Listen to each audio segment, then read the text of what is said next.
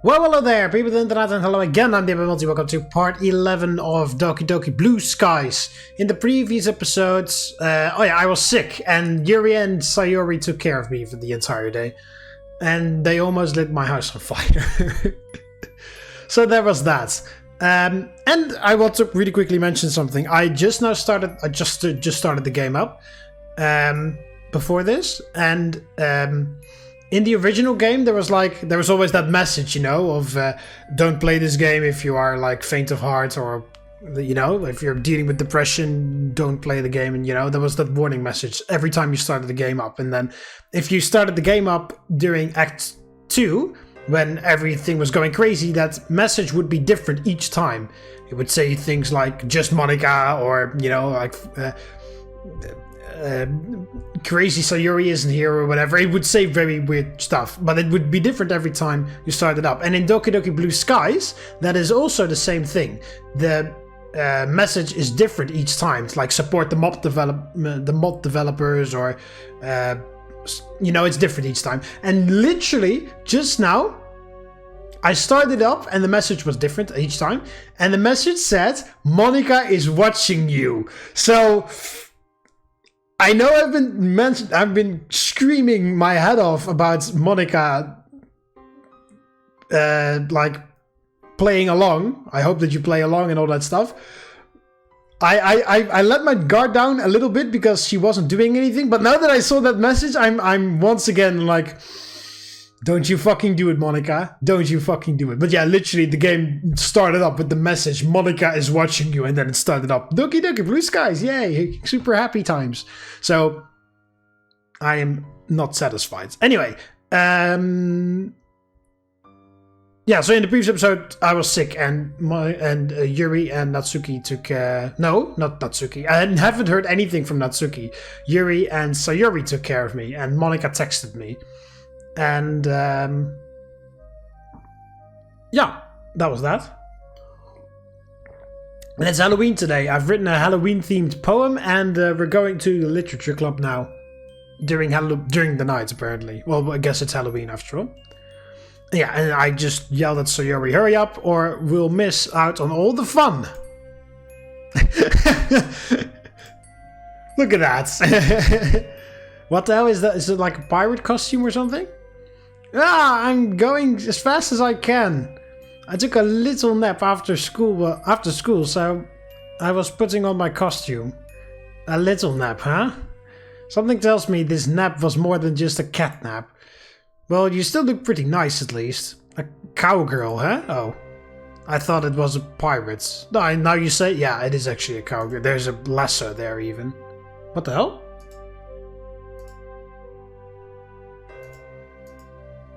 What the fuck? That's weird.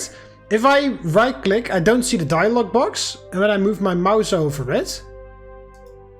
Yeah, what the fuck? If I move my mouse over it, you can see the dialog box glitching in. Like that, yeah, like that. But on my screen, it just stays away.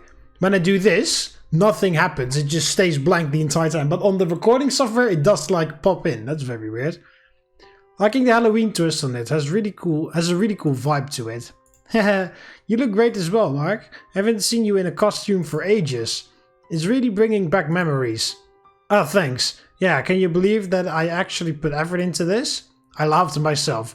There I was, thinking I'd outgrown Halloween, yet here I am. I wonder what my costume is. Well, you have to. It's Halloween after all. I just wonder what the other girl's gonna look like. A question lingers in my head as we make our way to school. Along the way, I spot a couple of other people also dressed up.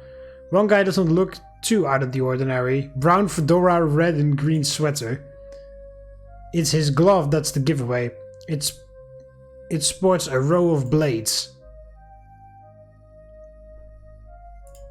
Hang on, what? Brown fedora, red and green sweater. Oh, he's like, yeah, okay, he's Freddy Krueger, but you're not allowed to say that, I guess. Upon closer inspection, his face looked charred and burned. Impressive makeup, to say the least. You can run, but you can't hide, bitch! yeah, he's either That, or he's Scary Terry. Sayori flinches as she passes him. Ah, I don't like the look of that guy. I bet he'll give me nightmares. Whether that was an intentional pun or not is up for debate. Oh, look at that, Mark. I can't help but grin as I see what Sayori's pointing to. A group effort with one person in a brown Great Dane dog onesie. Next to him stands a nervous looking guy with shaggy brown hair. While a confident looking blonde man leads the pack accompanied by 2 women. It's a pretty big contrast from the costume we saw beforehand. I like how they give a description because they're not allowed to say the names, but they wrote down shaggy hair to, you know, it's shaggy. Because there was the Scooby-Doo gang, obviously. The walk to school feels more like a parade, with a variety of characters ranging from horror to cute, western to eastern. A creepy-looking pale girl with jet black hair covering her face ambles past us without a word. Sayori clings to me. Oh, is that Ju-on? That girl from Ju-on? For the Grudge? Why do people have to dress up so scarily? Well, it is Halloween. I know. It's just that some of these costumes and the makeup are so convincing. I squeeze her hand gently. Sayori, they're just people having fun. Look, I'll say hello to the next one. You'll see they're just celebrating Halloween. It's nothing to be afraid of. She doesn't look very convinced, but nuts anyway. The next person to walk by us doesn't look too scary. Kinda looks like a janitor with dark overalls and an expressionless white mask. Okay, sure, the mask is a bit unsettling, but at least he... Okay, never mind, he's got a huge knife. Oh, yeah, I get it. Yeah, a janitor with a white mask. Yeah, okay, yeah. I forgot what the name is, but I know who it is. Is it, Jason something? It's that serial killer. Oh yeah, overalls, white mask, and then yeah, knife. I can't remember what he's called. Yeah, Jason, right? Jason something. Nice costume. The masked man doesn't reply, although he does stop walking. Now he's just standing there, wordlessly looking at us both. I don't think this is doing Sayori any favors. You, on your way to a party? No response. He tilts his head and his fingers fiddle with the hilt of the knife. Well, Sayori tucks on my sleeve as the man carries on walking. Maybe he was a mime. Sure, let's go with that. The school grounds look completely different at night. With the lights out and the usual noises absent, the whole building has a totally different vibe. I can't help but shiver slightly as we draw closer. It's crazy how the hustle and bustle of the place really brings it to life. With all that gone, the sleeping school looks like the typical haunted building you see in horror movies. The windows, devoid of any light, are sinister and uninviting. The faint light of the moon basks the ground in an ethereal glow. Either way, we must be the only students who are breaking into school to celebrate Halloween. Oh wow, we were literally breaking into school? Okay, sure. Hardly the most wild of places to break into, but the sight in front of me confirms that it's perfect for the festivity. Mark, don't tell me you're scared, Sayori. Hey, you are too. I puff my chest out in a comedic display of fox bravado. I'm not. She playfully rolls her eyes. If you say so. By the way, where are the others? Right behind you.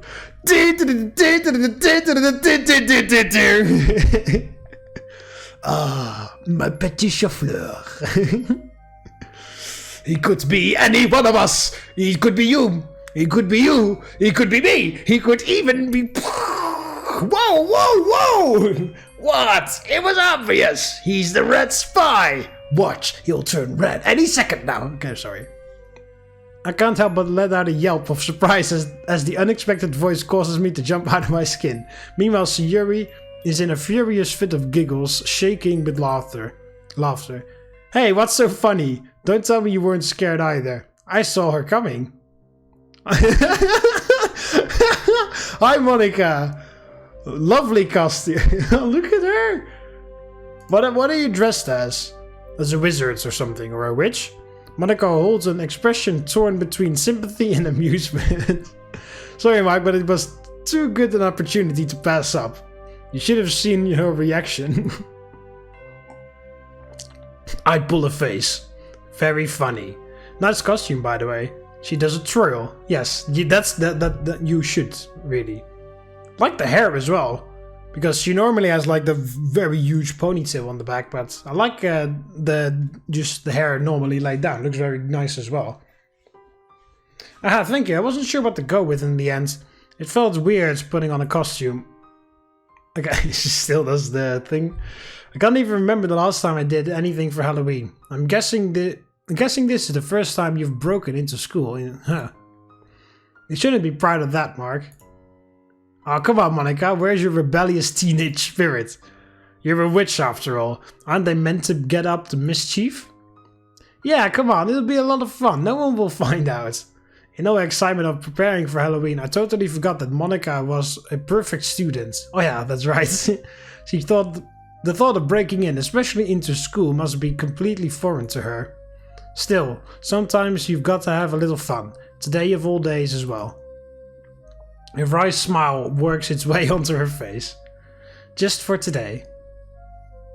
Ooh, dark, foreboding hallway in school. You can even see like some of the outside. You can't really see anything of the outside when the lights, when it's light, because you just see the just completely white. But now you can see some of the like flats are in the background. As it turns out, breaking into school is kind of easy. That, or we just got lucky. We managed to find a window that's unlocked. Brick! No, the window's unlocked, guys! The interior of the darkened school looks just as spooky as the exterior.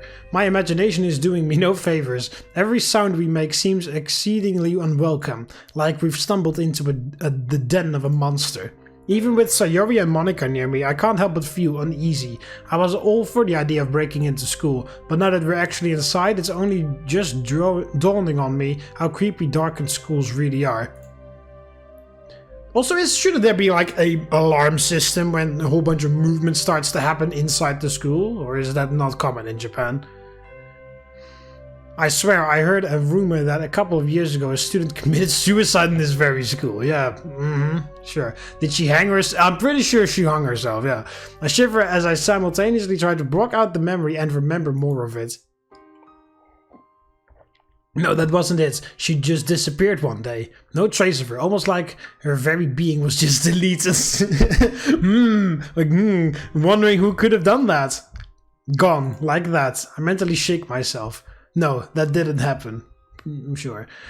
These are just silly rumors that school kids like to spread to creep each other out. But a part of me can't help but imagine. What if that actually did happen? Would her ghost still be roaming these very halls, twisted with vengeance, prowling for victims? Monika! You deleted me! And then Monika's like, alright everyone, let's just get the fuck out of here. And then Monika, that ghost called you by no, that's not true. What if... Here we are. Monika's voice snaps me out of my spectral spiel. We're outside the club room. I can spot Yuri and Natsuki inside, poring over a pumpkin carving. It's a shame we're doing this in this room. Huh? Why? Well, it's Halloween, right? The classroom opposite to us is where one student hungers. Monika! Behave yourself! I freeze as Monika winks at me, opening the door. Hey guys! You two look great! Hi Yuri! Nice. Yuri blushes. It looks like she's going for some sort of gothic vampire outfit, which given her taste in horror and poetry is a really good... Exactly! Look at her! The hat and everything. I like Monika's outfit the most so far. It looks really nice. Thank you, Monika. I really wonder what my costume is. No one has cared to tell me what it is. It's quite enjoyable to express my love for horror in this way. Poems are, of course, gratifying to write, but this makes a nice change. So Yuri wanders over, trying to figure out what Yuri is meant to be. Are you a vampire? Yes, a gothic one. In the in the vein of Anne Rice's vampires. It's not too dark, is it? Relax, Yuri, it's Halloween. It's pretty much a day dedicated to horror. It's fitting. Yeah, I really like yours as well, Natsuki. Pretty spooky. She looked like that looks like a child's outfit. It does fit Natsuki very well, but yeah. What the hell? A skeleton. Spooky, spooky, scary skeleton. Yeah, I like Monika's outfit the most. Well, Monika and Yuri. No, I like all of them. Except Natsuki. No, that's not true. I like all of them. They all fit each other. They all fit very well. Sayori is completely out of character, which is appropriate for Sayori. Monika's looks actually pretty cute. It kind of reminds me of the Wizard of Oz. And then Yuri is just perfect. And then Natsuki's is also perfect. Oh, that should be your name for... What should be your name for today? What, pretty spooky? Sayori, where the heck are you? Not spooky. Not spooky. That's your new name. It's super fitting. Natsuki looks at Monika and Yuri in a desperate plea. After getting no response, he sighs deeply and starts up again. Sayori, yeah? That is literally the stupidest thing I've heard all day. Everyone but Sayori breaks into laughter. Hey, that is super mean. Sorry, but it's the truth. But it's cute. Cute? I'm a skeleton. How in the world is that cute? Spooky, scary skeletons. It can be pretty cute. It's Halloween. This day's supposed to be like the opposite of cute. Well, yeah, well, actually, well, look at Monika's dress. Monika's looking pretty cute. I really like the design of Monika's costume. The colors are nice. I like the hair. It just fits. And as I said, it reminds me of the Wizard of Oz for some reason. Yeah, they all are extremely fitting for character, and I like them all the costumes extremely much. Well, I won't lie, that's a pretty fitting name, not spooky. She grins. Sorry. Oh, come on, Yuri. Oh, come on. Yuri could have come up with a better nickname. Yuri? You're putting me on the spot here, not spooky. Not spooky, sorry. To her credit, at least she didn't call her not spooky. Oh, I did. Mark? Sorry, I really can't deny Sayori her moment of glory. Fine, but only if I get to give her a dumb nickname too. Wait, Sayori, what exactly are you? A cowgirl, right? Sayori tips her head down and adopts a sudden cowboy drawl. It shouldn't be a cowgirl, right? It's high noon. So Sayori McCree, right? It's high noon. Oh. There we go. I'm a cowboy too for Halloween. It's high noon. Well, not a very good one. There's silence for a moment. If you listen close, you can almost hear the tumbleweed going by. Fitting for a cowboy, at least. Sayori, it's midnight. It's high moon. Sayori, you're on a roll. You've been watching too many spaghetti westerns, Sayori. Spaghetti? Now I'm just hungry. This is part of the reason why I like Halloween. It really brings everyone together, even if the premise of the festivity is a bit dark. I figured you'd like Halloween the most, Yuri. It's pretty much a day dedicated to horror. How many times do I have to explain? Horror was not Yuri's favorite genre, it was fantasy, but she was just happening to reading a horror novel. Although it's pretty great seeing a skeleton, a cowboy, a vampire, and a witch all in the same... Yeah, and me! What the hell am I? What the hell am I? Come on, tell me, I want to know what my costume is. Not exactly every day you get to see that. Just remember all the silly things we get up to, all the pranks, the scary movies. Yeah, it's pretty silly, but that's what makes it fun.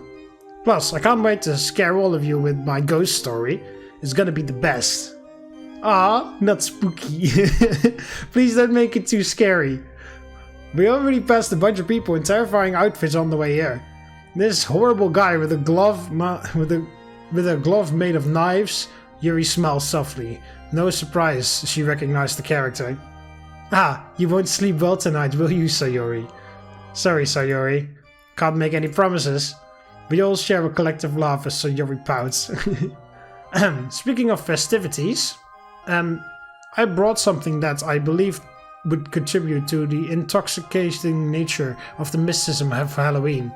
It's rather decadent, I guess. But since it's a special occasion, Yuri slides a slender black wine bottle out of her bag. Its glass takes on an alluring shine beneath the fluorescent lights. I was able to find a nice Chianti? Eh? Yuri, is that apple cider, Yuri? No, I think that's wine. I've done something wrong, haven't I? I've done something wrong again, haven't I? I don't think alcoholic drinks are allowed on school grounds now, are they? Not to mention that we're underage anyway. Although that's never really stopped anyone from drinking. Well, I just don't like alcohol, so I guess that doesn't count. I'm sorry, I just thought that given that we were trespassing Oh, okay, Yuri, you were going full out, Yuri, weren't you? I don't know what I was thinking, and now the atmosphere is ruined too. It's fine, Yuri. At least you didn't bring it during a regular club meeting. Just be careful not to let anyone catch you with it. I'll have to admit though, you're the last person that would have... Yeah, exactly. You were the last person who expected to bring something like that in here. Exactly. Psst. Yuri must be under the influence of the witching hour or something. There's still an hour or so until the witching hour. You know what I mean. Hey, it's okay. It'll just add to the story. The story? Yeah, you know, the story that we'll be telling people later about tonight. Hey, you better leave that spooky stuff out of it. Nope.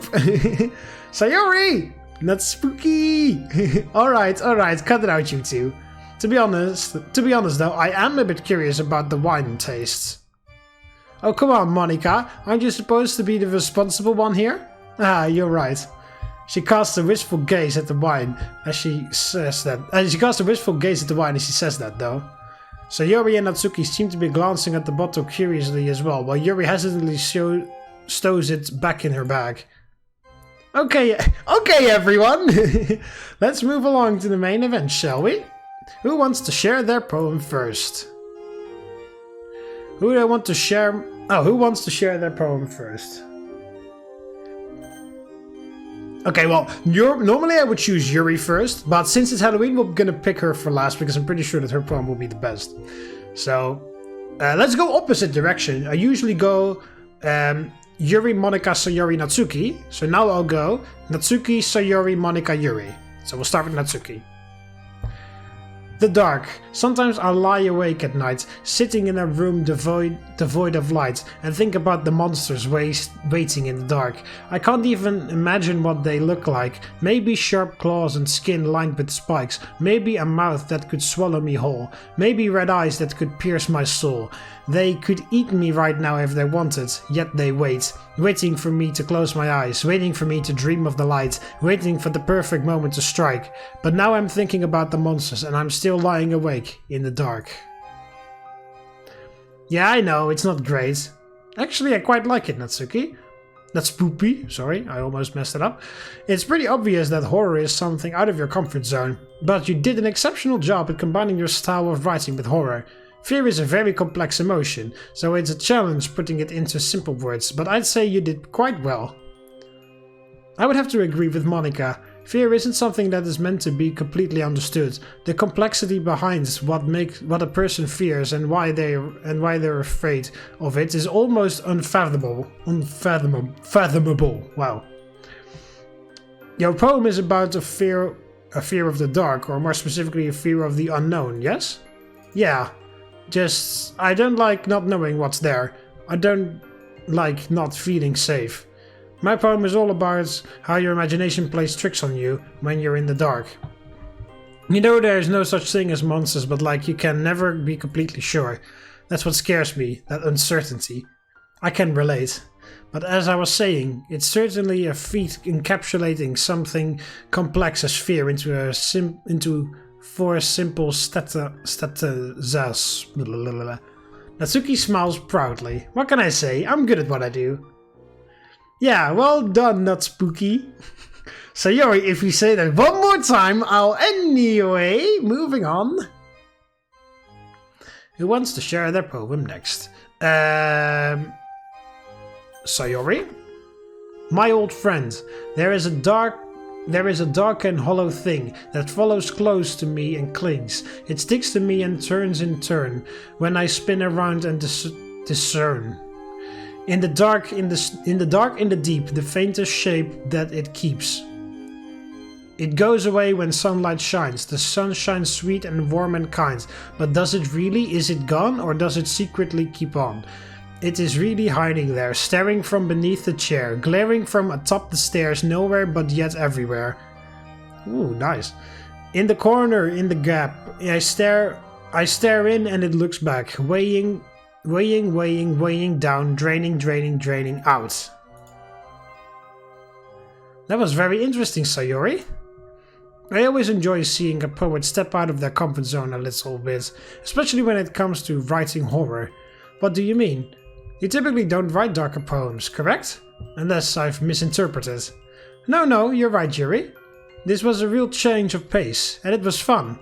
Ah, well, I'm glad my suggestion has gone down well then. I figured it would be fitting for the occasion. Ah, don't give her too much praise. She'll start thinking she's the next Stephen King. Hey! I'd be a great horror writer. Actually, no, wait, I wouldn't. I'm not that big on, like, you know, actually scary stuff. Makes sense. What's this poem about, anyway? Oh, well, it's about whatever you think it's about. Are you trying to sound like Yuri? No, silly. I didn't write it with a specific thing in mind. It can be about whatever you fear the most. No, it's definitely about how you are secretly depressed, and then during the day it's like the brightness of the sun burns it away, but you're wondering whether it's still there and it keeps coming back. That's what it's about. Hiding away, always there, never leaving. Even when you think it's all sunshine and rainbows, it never truly goes away. Yeah, that's what I said. So it can be whatever you think it is. A terrible secret, a scary monster, a childhood fear of the dark. Or it could be made up. Oh, it's not made up, Sayori, I know that. Or it could be real. It doesn't just scare you. Maybe whatever it drains you as well, bit by bit. And what makes it scary is knowing it's always there. Holy crap, it's safe to say that no one expected that from her.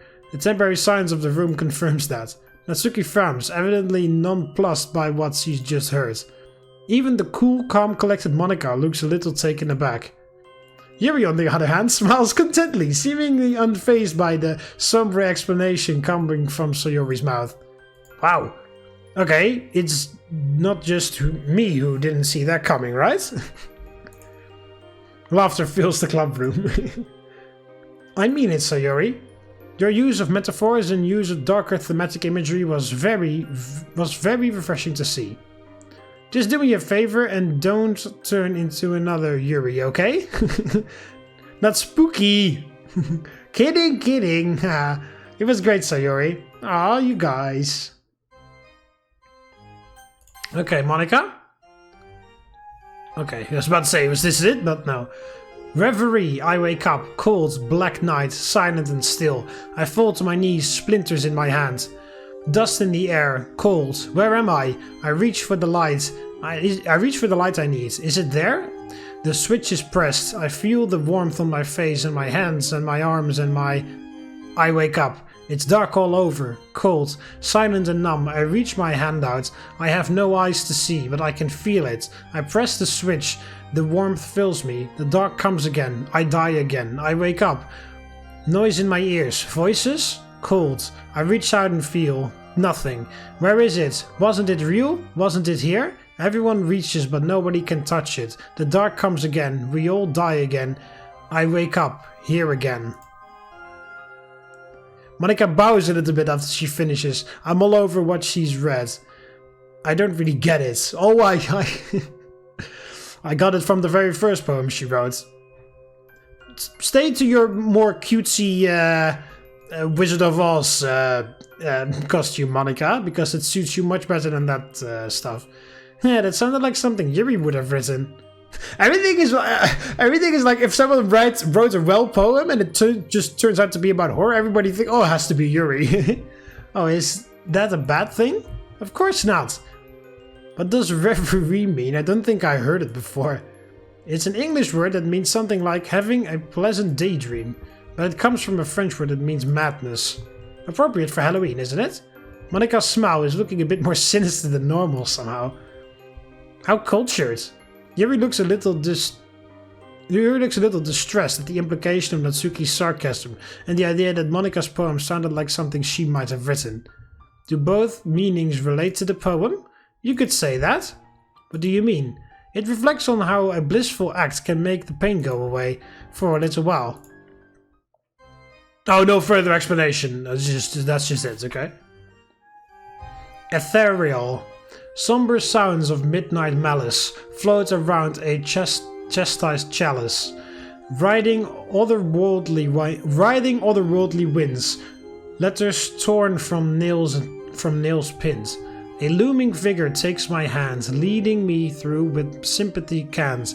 Cumbersome weights ride my shoulders with the serenity of falling boulders. Their words are muffled by lament. False reassurance fills the dent. The fierce facades of fleeing fear. Time is lost, no longer here. Cobalt nerves, fractured soul, with the luminescence of a coal. Clacking footsteps from below. Echo, echo, echo, echo. For a moment, the room is silent. Oh no, I went too far, didn't I? No, it's just the kind of thing we're looking for. Would you like to tell us what you were thinking of when you wrote this? Okay. Yuri takes a deep breath. It's a bit hard to describe, but sometimes there are nights where my mind just seems to be full of noise. Nights where I can hear... She trails off absent-mindedly. Did she get caught up in her own poem that much? Hey, Earth to Yuri! I'm sorry, I didn't mean to get sidetracked. It's okay, Yuri. Don't feel like you have to rush? Yeah, take your time. Right. Well, as I was saying, I wanted to try and capture the feeling one might have on a bit of a dark night. Wait, aren't all nights dark? It's a metaphor, Sayori. I think Yuri is trying to talk about when people are going through a difficult time. That's right, Mark. The dead of night can be very fickle. It can be a peaceful time as the world around us winds down, but sometimes being alone with our thoughts can be terrifying. This poem was an attempt to reclaim some of that darkness. Yes, Kazuma! Oh, sorry. Well, I think you did a great job with that, Yuri. Yeah, I really liked it. You did?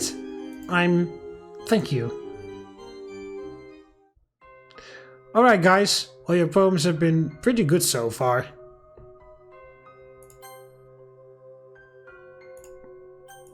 Let's save it, by the way, in the meantime. But just wait till double L you hear my poem. An evil grin stretches across my face as I whip out my own poem. If you're this confident, I'll be looking forward to your recitation. Did you put extra effort into this one? Well, not quite. What's that supposed to mean? It's not a poem that I wrote myself, Mark, but I promise you that's very appropriate for the occasion. This is a poem that has an urban legend attached to it. Supposedly, if you read it out loud, you'll be cursed so that something tragic happens to you, maybe even death. Ah! Mark, that's so scary. I know, right? It's great. This poem is titled Tommy Knows Hell, written by a poet named Sayori, I guess. And it just so happens that this is the poem that I will be reading to you all.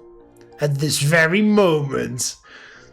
Mark, don't do it! What if something bad really happens to you?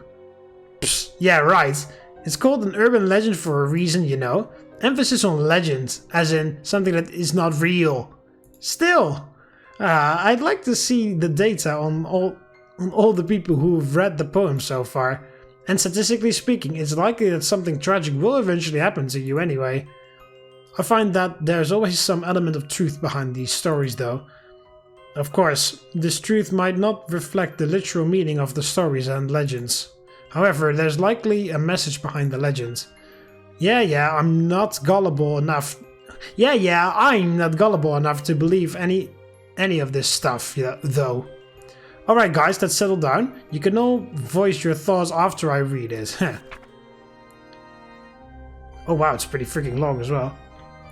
Tommy knows hell. Elder sister vomits blood, younger sister's breathing fire, while sweet little Tomino just spits up the jewels. All alone does Tomino go falling into that hell, a hell of utter darkness. Oh yes, Kazuma! without even flowers. Is Tomino's big sister the one who whips him? The purpose of the scourging. Langs?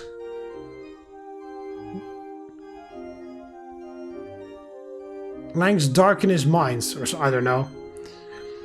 Lashing and thrashing him, but never quite shattering. One should. Fucking hell, what a fucking Avicii? What the hell? What's your path to Avicii? What the fuck? Yeah, what the fuck is his handwriting? The eternal hell. The only thing they fear is you.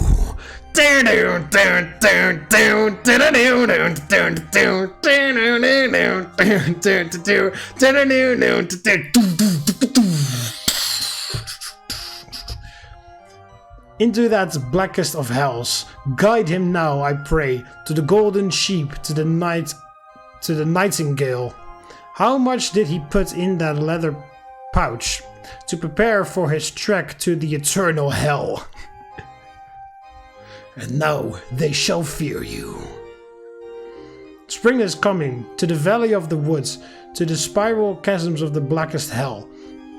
Oh, by the way, on the subject actually of costumes and stuff, I like doing cosplay in my spare time, and I've been making plans on working on a very cool Doom-related costume, but I guess I'll make a video on that whether once I actually finish it, if it actually turns out to be as great as I have it in my mind. But yeah, just had to think of that when I saw all those other costumes and stuff. The nightingale in her cage, the sheep aboard the wagon, and tears well up in the eyes of sweet little Tomino. Sing, O nightingale, in the vast misty forest. Le screams, le only misses. I guess. Liz little sister. His wailing desperation echoes throughout hell. A fox peony opens its golden petals. Down past the 7 mountains and 7 rivers of hell, the solitary journey of sweet little Tomino. If in this hell they be found, may they then come to me, please. Those sharp spikes of punishment from Needle Mountain, not just on some empty whim, its flesh pierced with blood-red pins. They serve as hellish signposts for sweet little Tomino. Not sure if it's just me overthinking it, but I feel a strange chill running down my spine after reading that. Mark, that was seriously too scary. I was too confused to find it scary, to be honest, but okay. It was alright. And I was first of all, I was too confused, and then second of all, I was too much making fun of it by reading Darkness and then thinking of Doom Eternal. I should probably downplay it, at least for Sayori's sake. I have to agree with Sayori. It had a very creepy old-fashioned feel to it. After hearing that, I wouldn't doubt that something bad looms in your future. Monika! Personally, I found the poem quite beautiful. Of course, it's certainly eerie. But there are a lot of symbols and metaphors that I could pick out just from hearing that one reading. I think that I'll have to look into this poem more in my free time. Psh, you guys think that was scary? It was pretty meh in my opinion. The poet was clearly trying too hard to be edgy and smart. If I may respectfully disagree, the tone and word choice of the poem matches its content.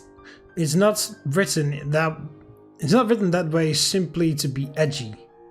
After all, if I understood it correctly, Tomino was banished to hell for murdering his own parents. How did you get that out of the poem? Well, it mentioned that Tomino is on the way to Avicii. Or Wiki, I don't know. The lowest of hells in Buddhism. Okay, yeah, thanks for the clearing up there, Yuri. I was about to say Monika. And killing one's parents is on the way. And killing one's parents is one way you get sent there. Oh well, whatever. I still don't like it. Well, you guys can agree to disagree. But whether you like the poem or not, you'd have to agree that it and the legend attached to it are pretty interesting, right? I mean, I guess. Mark, I'm gonna have to keep a good eye on you from now on, just in case the legend comes true. Sayori, there's probably a bigger chance that something bad will happen to you first, given how clumsy you are. Hey! We all share a laugh with Sayori joining in after a moment of pouting.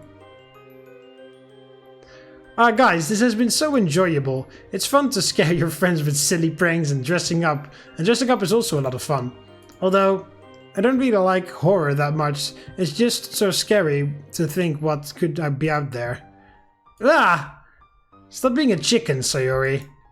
Hey, you're the one who got scared by Monika earlier. The girls all laugh at my expense as I let out a groan. She's never gonna let me live this one down. Touché. Anyway, it's ghost story time, right? I don't really know many ghost stories, to be honest. Sorry, but I looked on the internet to find some. Most were super long, like this one about, what was it? Some kind of sleep experiment. Oh yeah, the Russian sleep experiment. That's a good one. Sayori, you're rambling. Oh, oops. Sorry, I'm new to telling scary stories. I'm curious though, guys. What sights or sounds scare you? I'll be honest with you, silence scares me, especially after I've read a gripping horror story. Is it just me who finds reverse music really creepy? That's for you to say, Monika.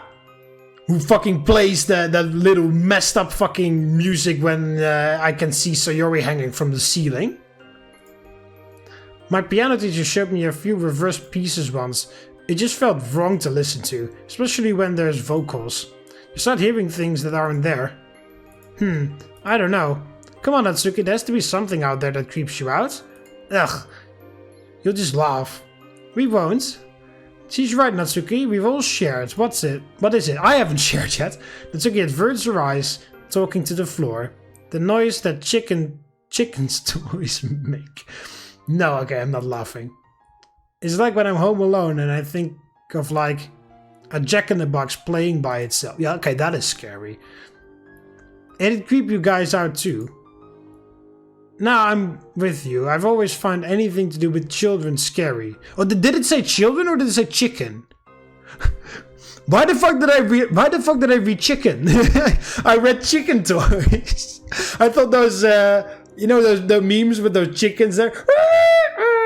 That you can like squeeze and it makes that. I thought that's what I thought she was scared of chicken toys. Why the hell did my mind change that to chicken toys? Like that, that meme where there's like that basket of all those like rubber geese, and like the guy presses one and then he presses his hand down into the basket, then all of them like go at the same time, like. And then like that would freak NATSPOOKI out ridiculously, like. But okay, children's toys, that makes a lot more sense with the Jack-in-the-Box thing. That makes sense. Sorry, NATSPOOKI.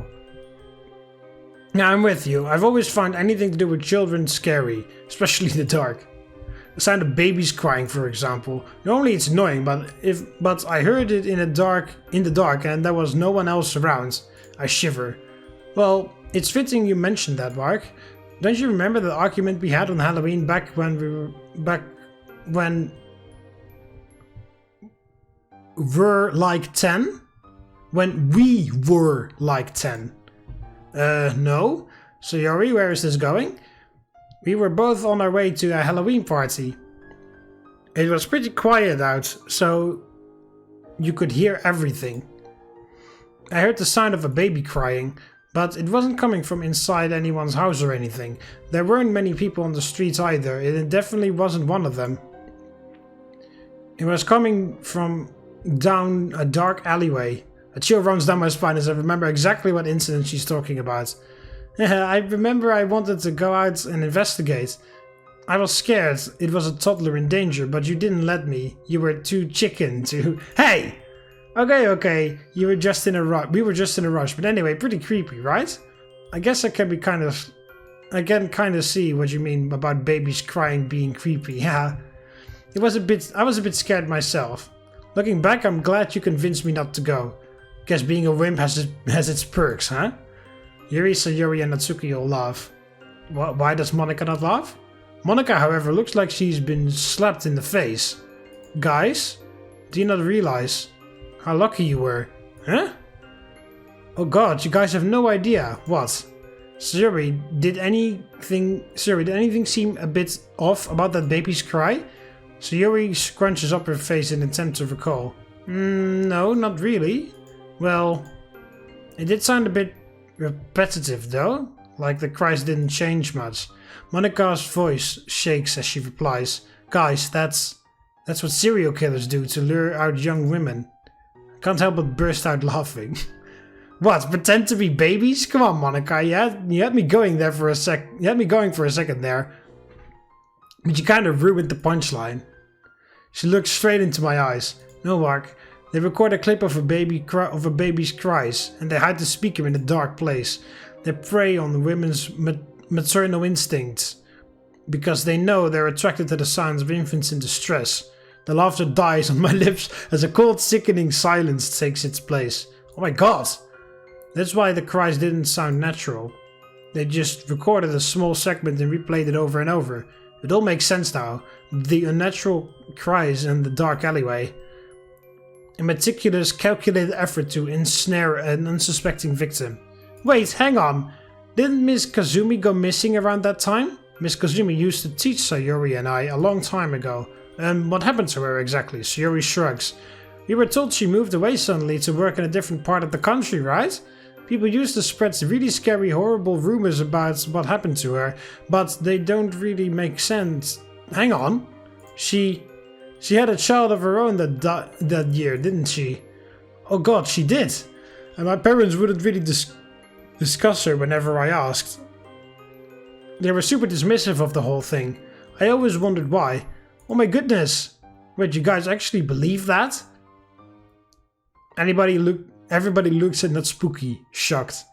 Oh, come on! There's no way you guys almost walked into a trap. Besides, that's just an urban legend. What happened to their teacher then? She just disappeared and Mark's parents refused to talk about it? I don't know about you, but you seem pretty convenient. But it just seems pretty convenient for this story.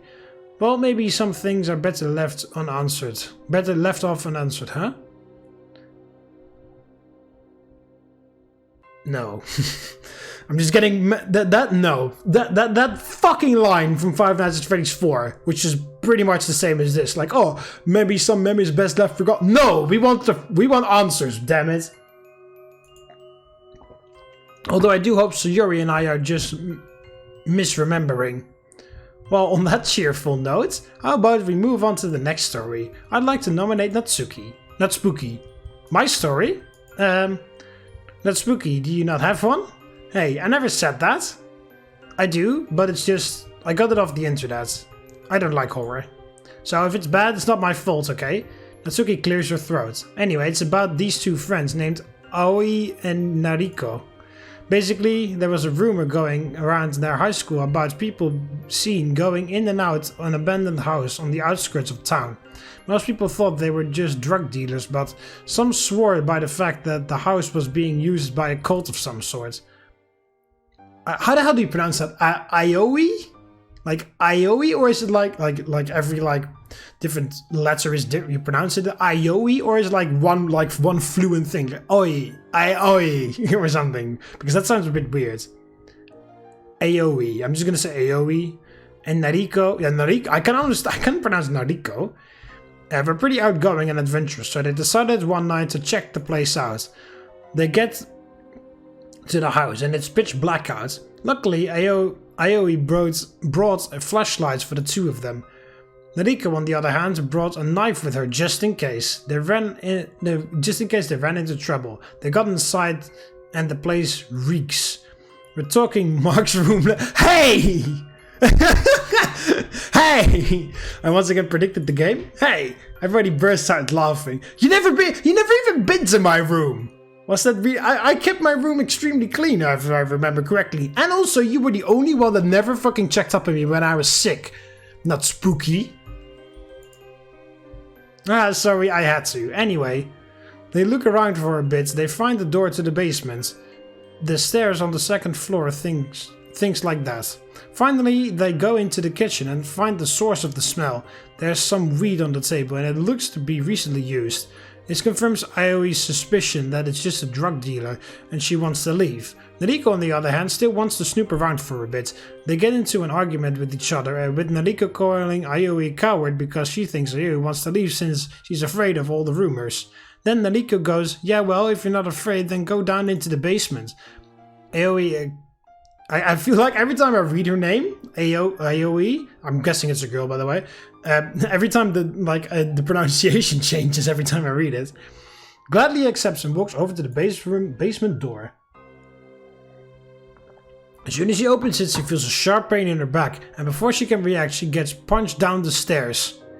She tumbles down the stairs, and once she hits the bottom, she realizes she can't feel her legs.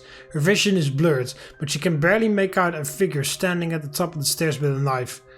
The last thing Aoi hears before she passes out is Nariko's footsteps as she descends down the stairway, and an old grizzled voice say, "This one will do nicely." The very next day, Nariko and Aoi call in sick. It's kind of a shame really, because they miss out on all that talk about how someone heard strange animal-like growls coming from the old abandoned house on the outskirts of town. So yeah, hope you liked it or whatever.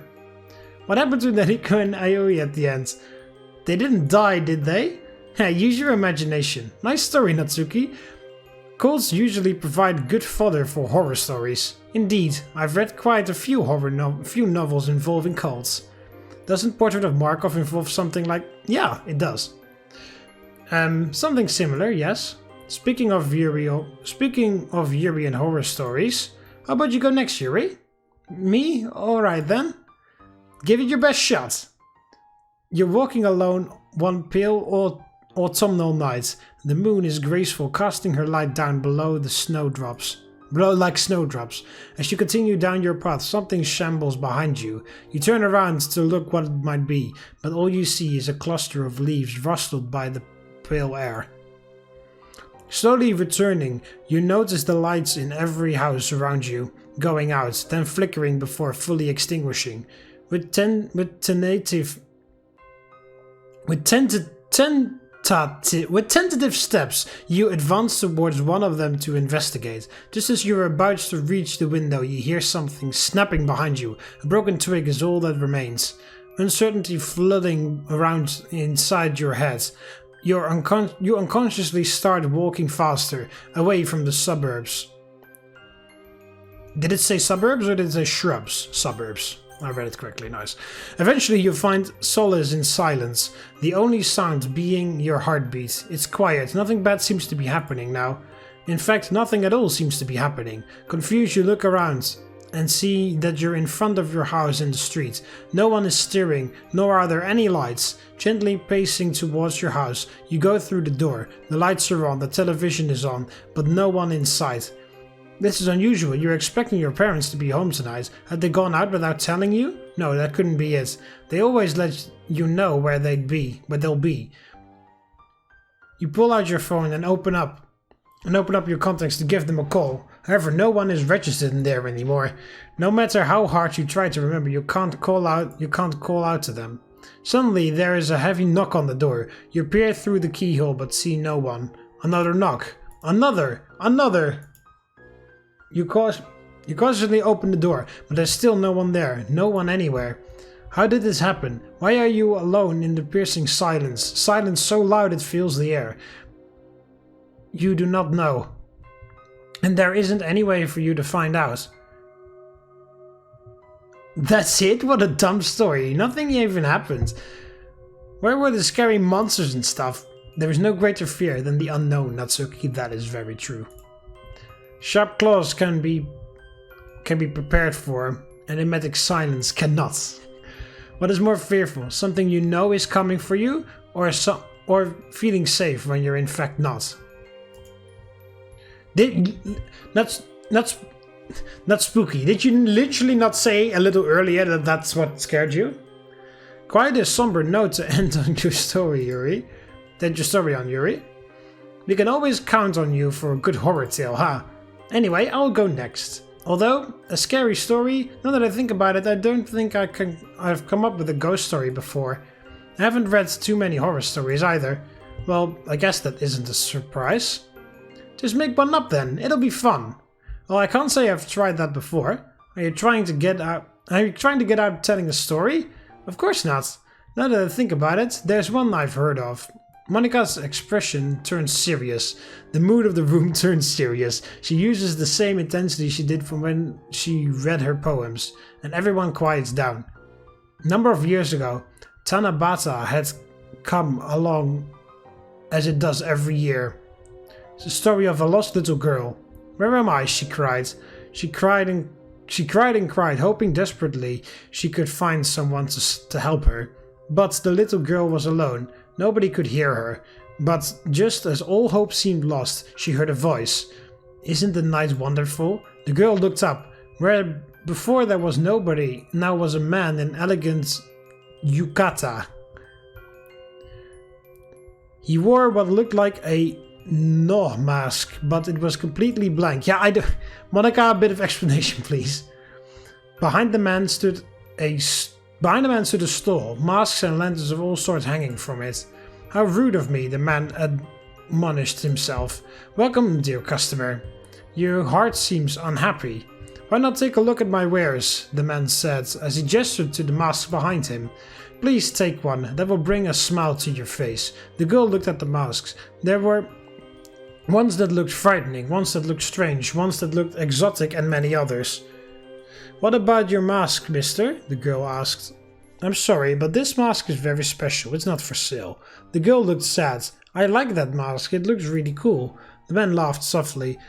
It has been called many things, but this is perhaps the first time it has been called cool. Would you like a fruit? The man asked, picking one from the tree behind him. They're sweet and delicious. The girl reaches to take it, but the man pulled his hand back. Ah, they're not for children. The girl was confused. But just tonight it should be fine, he said, and offered his hand once again. In the festival of the night, children can become adults and adults become children. Is that true? Asked the girl, and the man assured her it was. The girl looks the fruit and bit into it. It was unlike anything she had tasted before. It was almost overwhelming, but the flavor was wonderful. It's good, the girl said happily. The man laughed again. I'm glad you think so. There's plenty, so please eat all you like. As she ate, the man took down a mask. What about this one? The girl took the mask. It looks like me, but it looks like a princess, the girl said in awe. Do you like it? Please take it. But what about money? Asked the girl. I don't need money. Instead, I would like to be friends. Is that okay? Of course, the girl agreed. From now on, we're friends. I'm glad, the man said with gratitude. Why not put on your mask? The girl did so. She was overcome with a strange feeling. What is it? She asked. Ah, at last. Long I have dreamt of this moment, my dear Eve. My only friend. The man smiled beneath his mask as he spoke as the light of the stars began to fade. For it is the festival of the night where children become adults and adults become children. Let it be known. Another unconventional horror story, I see. Haha, yep. I guess monsterless horror stories are more popular than you'd think. I rather like the mysterious tone myself. It's very reminiscent of the style of Asian horror stories. You guys have a weird sense of what's scary. I mean, this story isn't necessarily meant to scare you to death. Spirits don't have to just be frightening, you know? Well, it is Halloween. Aren't things supposed to be scary today? But Halloween is fun too, not just scary. Alright, you guys, break it up. Let's just all agree to disagree again. Monika smiles gratefully at me, while NATSPOOKI shoots me a disgruntled look. Anyway, guess it's my turn to tell a story. So, this is something that actually happened to a friend of mine. Oh, really? Yes, really. So it happened to Sayori then. This story is about me? Is that true, Mark? What? No, it's not. Let's just get on with the story, shall we? Right, anyway. So this friend of mine lived alone in an apartment building. He lived in the downtown area and loved to party all night, and one night he was out as usual. However, when he stumbled back home in the early hours of the morning, he realized that he'd lost his keys and was locked out of his apartment. So he ended up having to call his landlord, who was pissed at having to wake up in the middle of the night to let him back in. But in the end he was able to get home safely, so that's all that matters, right? I can certainly relate to that comforting feeling. Right, but when he got inside he noticed that his keys were already on his nightstand. So he didn't lose them after all. They weren't an extra set that his landlord lent him. Nope, he was able to recognize them by the keychain he attached to it. So that's it? Pretty much. What the hell? That was just the beginning, man. What the hell? Pretty much, yeah. What's scary about that? Guess you haven't realized it yet, huh? What do you mean? The apartment was locked when he got back, right? Yeah, I got that part. But his keys were still in the apartment. So how do you suppose he locked them in? Huh? Someone must have gotten into his apartment and placed them inside, then locked the door themselves from the inside. And the only sets of keys were of my friends and his landlord, so whoever brought his keys was still in the apartment when he got home. Exclamation points! But who was it then? He never found out. You're going to make me permanently paranoid! That was quite an enjoyable story, Mark. Although it was short, the realization at the end definitely made up for that. Plus, the story calls... Yeah, well, I missed that realization myself, so okay. Plus, the story calls on the real fears of things like squatters, stalkers, and killers. Yandere. Who knows, maybe one of us has a squatter living on our own home, hidden away, never to be found. Stop right there! Stop right there! I don't even want to think about it. Okay, that story wasn't half bad. Yeah, glad you liked it. I'll have to admit, this has been pretty fun, guys. Yeah, it really has. We should do this sort of thing more often. So Yuri, Halloween only comes around once a year. Oh yeah. If I may make a suggestion, we all turn to look at her. Why didn't say Yuri? Well, as it's fitting for the mood, would you like to try the Kokuri-san game? What's that? That Ouija board thing? Psst, isn't that just some urban legend? Only if you believe it is, NATSPOOKI. Ouija board stuff, huh? I still also, by the way, why the fuck is it called an Ouija board? As you can clearly see, the word Ouija does not end with an I, it ends with an A. So it should be an Ouija, but everybody pronounces it a Ouija board. But I don't know where that final where the final I comes from, because it's not there. But okay, that's just me. On one hand, although it's not very hard to scare me, I'm a bit skeptical about ghosts. Though I've heard from a lot of people that messing around with the dark arts is a dangerous business. I mean, we're in a dark school late at night, but no one else around. If we really did open a portal for a malevolent spirit to enter our world, who knows what could happen? Nah, it's a bit too far-fetched. At least if the spooky ghost kills me, I won't have to do that math homework that I have been procrastinating for a week. Seems a lot more tempting now. Can you tell us more, Yuri? Of course. So, Kokuri-san is the name of the spirit we'll summon. The name comprises of 3 animals: a fox, cock, a dog, ku, and a raccoon, ri. Each animal represents something different. For example, the dog is loyal and protecting, while the fox is a trickster or a teacher. You can ask Kukuri-san different things. You can ask who loves you, whether you'll become rich, etc. Hang on. You can ask it anything? A devilish smile crosses her face. Why don't we ask Kukuri-san when he's going to die? Oh, no. When we're going to die. Yuri looks aghast, nervously fiddling with a strand of hair. Natsuki, NATSPOOKI, there are questions you shouldn't ask, and that's one of them. Nah, come on, Yuri. This is the perfect time for it. I don't think you realize what you're getting into. There are many stories of people messing around with spirits, all ending with awful consequences. Oh, come on, Yuri. Besides, it's part dog. If it starts trying to possess someone, we can just throw a stick for it. Also, it's a Shinto spirit, not a demon or ghost. NATSPOOKI is the one wearing a bone outfit, and we all know dogs love bones. So it's just her who has to worry. NATSPOOKI would have made a wonderful Medusa with a death glare like that. yeah, good job. Yeah, exactly. Halloween costume for next year, NATSPOOKI. Well, seeing how we've already broken in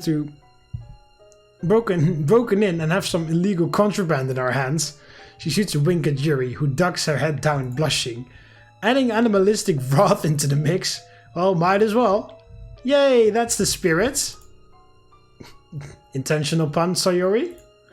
Okay, let's begin the preparations. With the ritual set up and the candles dimmed, we are ready to go. We also had to open a window, which according to Yuri allows the spirit to enter and exit. The ambient noises from outside permeate, I guess, the room, adding to the atmosphere within. So what happens now? Oh, what the hell? Oh, this is gonna be freaky, isn't it? Place a coin on the red gate. The tori is where the spirit enters and exits. Oh, what the fuck? Is that Monika? Now everyone place your index finger on the coin. After a bit of crowding, we managed to squeeze the tip of everyone's finger onto the coin. I can only see one finger, and I'm guessing it's Monika's. Be careful not to let go of the coin. What happens if we do? Please don't. Fine. Let's get on with this already. Alright. Yuri visibly composes herself and continues. Kukuri-san, if you're here, please move this coin. At first, nothing happens. Just as Natsuki thought, a silly urban No way! There's no way the coin just moved. My eyes have to be playing tricks on me. The coin initially on the red tori slowly slided across to yes. Oh! Did you guys see that? Even NATSPOOKI is in a state of disbelief. Alright, who did that? Real jokesy you are, very funny. The crickets outside can be heard clearly in the silence that follows. No one steps up to claim responsibility for the coin's movement.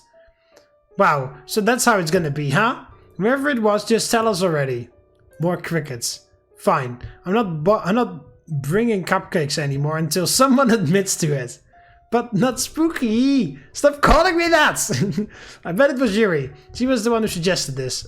Me? I would never. I guess Yuri is a scaredy cat. It wasn't me either.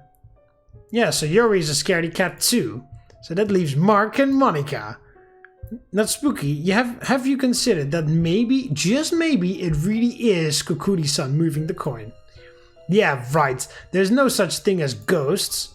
Kukuri-san is a spirit, not a ghost. There we go, good job, Yuri. Same difference. Well, all I have to say is I didn't do it. NATSPOOKI's skeptical glare causes me to hurry on. But I know there's got to be some sort of scientific explanation for this. I can't seriously witnessing paranormal, can I? Okay, Einstein, what's your scientific explanation for this then? I'm working on it. Has to be one of us doing it. I know. why don't we ask Kukuri-san something that Mark and I couldn't have known? Given that you seem to suspect us the most. Okay then, Sayori, ask it something. But why should I ask? I don't know anything that Mark and Monika couldn't have known. Oh, I know. Kukuri-san, can you please tell me what I have on the top shelf of my refrigerator? What kind of question is that supposed to be? Sorry guys, I'm kinda hungry. The banter peters out as we expectantly watch the coin. Suddenly, the coin jerks a little to the right. Natsuki squints as she scrutinizes each of our faces. Meanwhile, the rest of the girl's eyes seem to be glued to the coin, Yuri's face blanching at each further movement. Everyone seems to await with bated breath as the coin slowly inches over to the letter R. A. Sayori's eyes widen while Yuri ever so slightly backs away from the paper. The coin carries on moving. Ramen? They're leftovers. Sayori, you've really got to eat more healthily. But it's so tasty. Should we really be using Kukuri-san to answer such frivolous questions? That wasn't frivolous at all. We're proving whether or not it was one of us moving the thing. And now you have your answer. None of us moved it. Wait, so is that supposed to mean it was Kukuri-san who moved it? Monika seems awfully cheery at this revelation. Man, Monika, does anything faze you? I've just been in much scarier scenarios than this. Plus, I've got to stay confident as president, you know? I see. So Kukuri-san is real then. I tried to get all of you to take this seriously. I mean, you can't really blame us for thinking that it was all fake. I do still think there's a trick to this. Not spooky. Whatever. If you want us to take this seriously, then I'll take this to the serious places, alright? Not spooky. Kukuri-san, what is the date of my death? Yuri throws me a frightened look as we all wait for the coin to move again. Her fingers feel cold as ice against mine. Slowly the coin moves over to the letter N and inches over to the numbers. N31, 10. 2018, that's impossible. That's today. No, that's not today. No, that's 2 years ago. Oh, that should have been so cool. The game should have like checked which date it was, like as in like my computer date, and then like only take the year from that. Because that would have been so much better. Tip for, I don't know how difficult that is to code into the game. Tip to the mod developers, make sure that at this point the game checks the date on your computer and then only uses the year. That makes it that would make it so much better, because if someone plays this game like in 2061, then it's going to be extremely weird that it says 2018. I don't like this anymore, guys. Some questions are better off not being asked. That can't be true, right? Kukuri-san, what about the other girls in this room? Yes, that's not me. That's not me. The coin doesn't move. I'm gonna go to the bathroom. Don't you want to know the date of your own death? Yeah, like some piece of paper and a coin is gonna tell me that. You looked pretty scared earlier. Shut up. As I move away, Yuri gasps, Mark, we haven't properly finished the game yet. There's a certain procedure. There's no point. He's already broken his finger on the coin rule. What do we do? Sorry, Yuri, I'll come back to help you guys finish in a bit. You better hurry up, Mark. Why the hell did you smile while you said that, Yuri? No, sorry, not Yuri, Monika. Finally out of the club room. Articulation and stuff. I can't believe that game actually scared me. Although I'm curious to know who it was who rigged the game. It had to have been rigged, right? There we go, we're in the bathroom. The bathroom is pitch black when I open the door, save for the faint moonlight glinting off the bathroom mirror. The contrast between the dark... Oh yes, Kazuma. Darkness and the shining glass dazzles me for a moment until I notice it. The dark figure within the glass, standing completely still. All the urban legends that I've heard of involving mirrors begin to rush through my head. Are you sure it's not your own reflection? Some instinct inside me stops me from moving, as if doing so would stop me from being noticed. I don't even dare to take a breath. As my eyes start to water from the lack of oxygen, the figure in the mirror seems to start wavering as well. Crap, crap, crap. I can't take it anymore. I bend over and take a wheezing breath. The figure ducks down. Yeah, it's my own reflection. Huh? Is that my reflection? Scanning my surroundings, I quickly jump to the light switch and flick it on as fast as possible. The fluorescent lights overhead flicker to life, confirming my suspicions. I glare at my reflection and then snort. Luckily no one else was there to see that. I slam a stall door shut on compulsion, a sign of bravado to myself, I guess.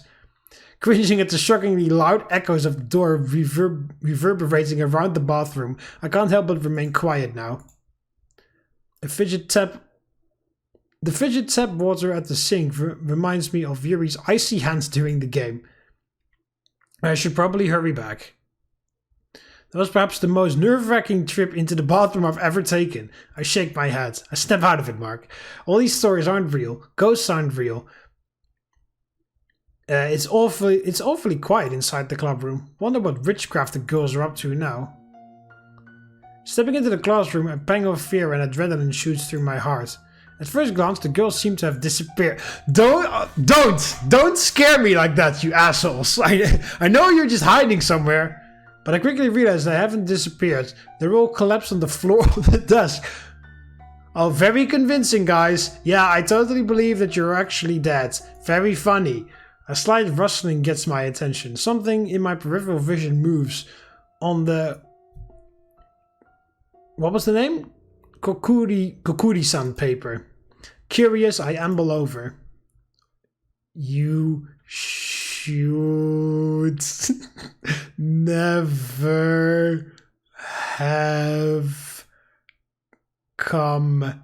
What? Why is this koi spanning this out?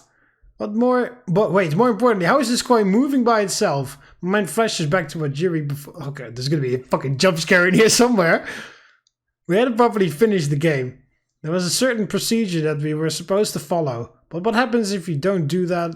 Don't do all that. Hold on, it's not like ghosts are real though. No, it's a spirit. Come on, right? They must be playing a prank on me right now, right? I reach out to shake Monika's shoulders. She's lying prone to the floor, and I can't help but feel a dread that her body will be cold. As I start to reach down, I freeze. Are those footsteps outside? No one is supposed to be in the school, right? In a panicked state, I scan the bodies on the floor.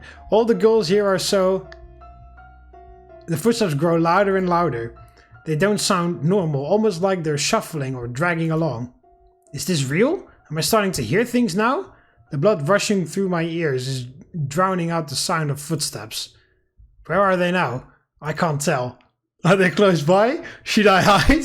How much time until they reach the club room? I can't tell. Crap, crap, crap. I throw myself on the floor, squeezing my eyes shut. Oh, yeah. Oh, crap. This was that moment when I was very intimate with Yuri in Act 2, 3, whatever. Sound of my heart hammering in my chest is almost deafening. Triple dot. Over the drumming of my heart, I hear it. The footsteps stopping right outside the club room. Please, please, please don't open the door. Oh, no. Come on, no. As the door rattles open, there's an awful, sickening silence until someone or something breathes. What the fuck? Some kind of raspy gurgling and a low, deep vocalization.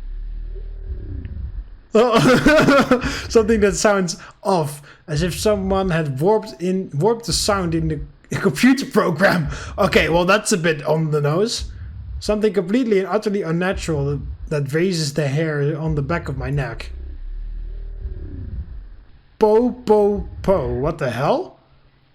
I feel absolutely paralyzed. Oh yeah, pretty much. My muscles are tensed, my jaw aching from my clenching to shut it in nervousness.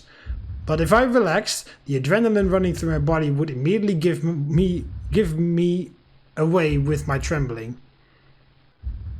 As the sweat trickles down the side of my head, I hear it drawing near. Poo poo poo. Why poo poo poo?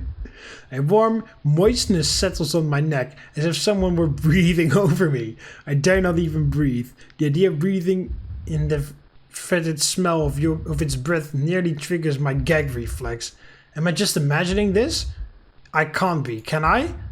I can't think of any way that this could all just be a simple prank. There's no way any of the girls would have manufactured this being that feels wrong. Oh no. There's no way that any of these girls could have manufactured this being that feels wrong to its very core. The temptation to satisfy my curiosity and look whatever is hovering over me is almost overpowering, but an instinct deep within demands that I keep my eyes shut. I can't help but feel a dread that something horrific will happen if I look up. All I can think to do is pray for this thing to go away. Please go away, please go away, please go away. Maybe this mantra can help me down. Maybe this mantra can help me down out the sheer fear I'm feeling. Okay. While soundlessly chanting my mantra over and over in my head, I realize that the room has gone quiet. Suspiciously quiet. It's too soon to move, isn't it? I'll give it 5 minutes until I peek out the room. Seconds turn to years, turn to decades. I can't tell how much time has passed, and given my panicked state of mind, I don't trust myself to judge time well.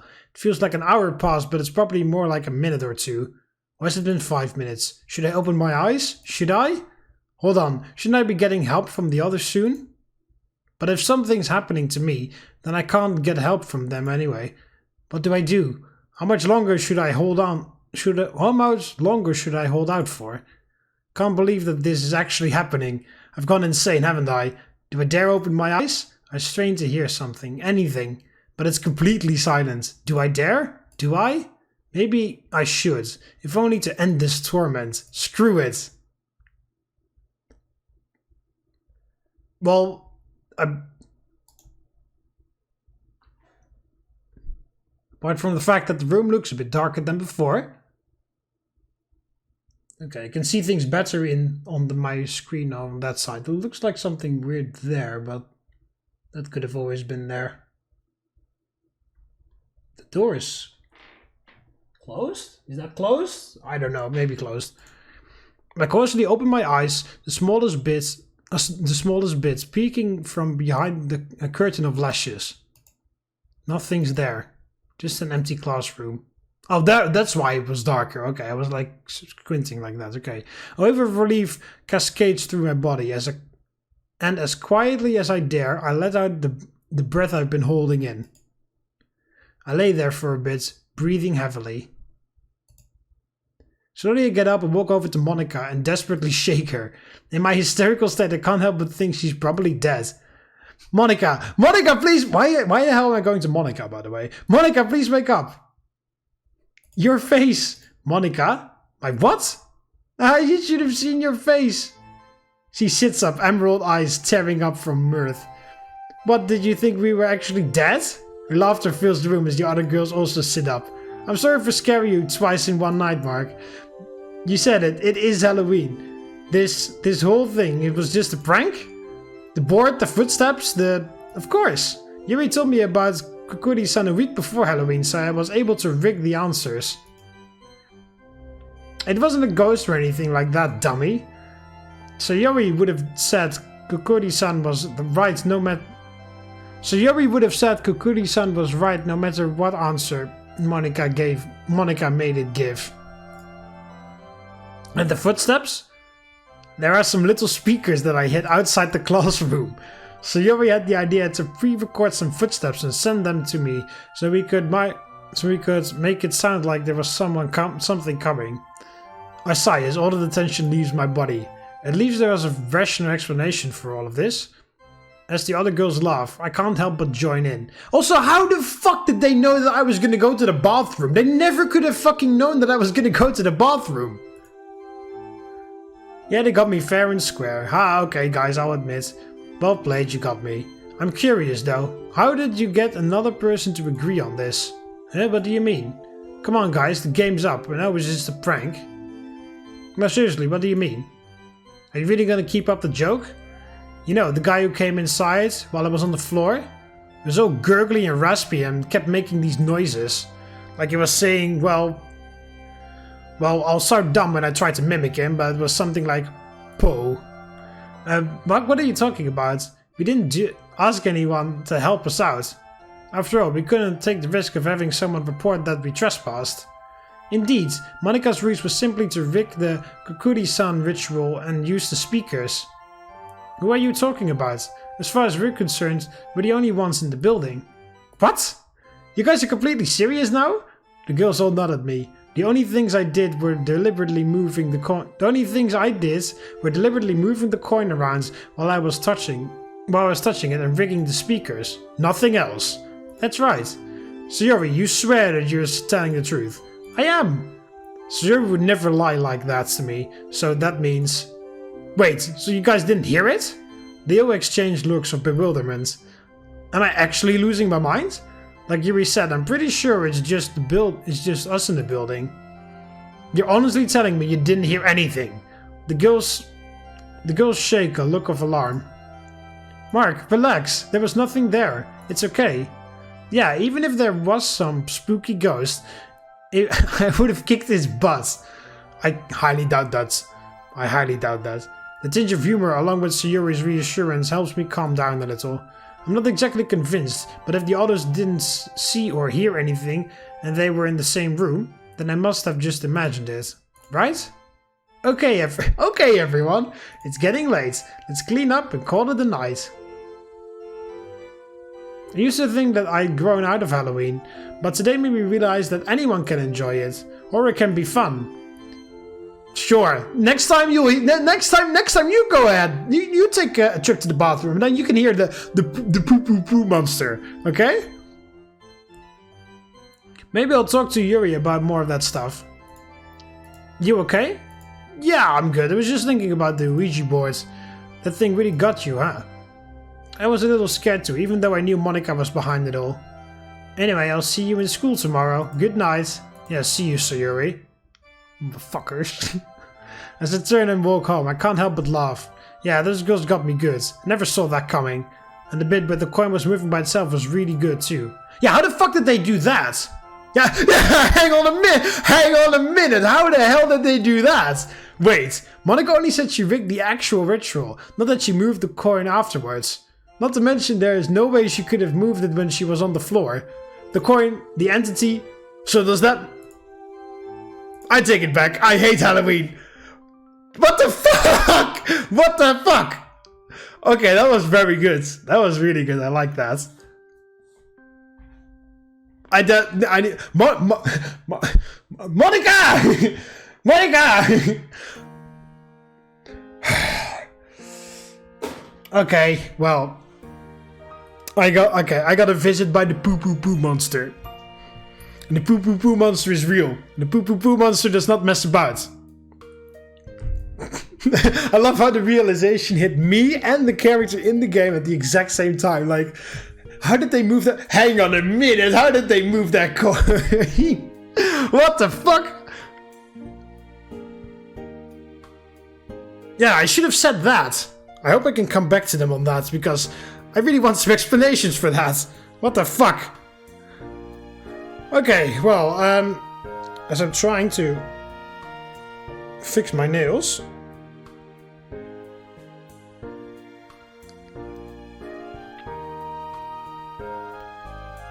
Yes!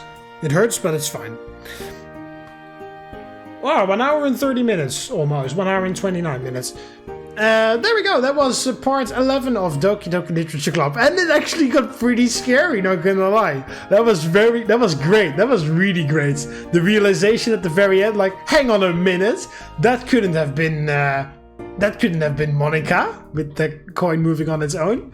That was extremely well done. And the part where I had to lie down and close my eyes and then hear that heartbeat and the gurgling noises, that was also really scary. I was just waiting for a jump scare that never came. And then the realization at the end was just... Good job. What developers, good job. Anyway, hope you almost enjoyed the video. Click the like button if you did. Subscribe to join the Roman army. See you in the next one. See you later, Romans. Walete.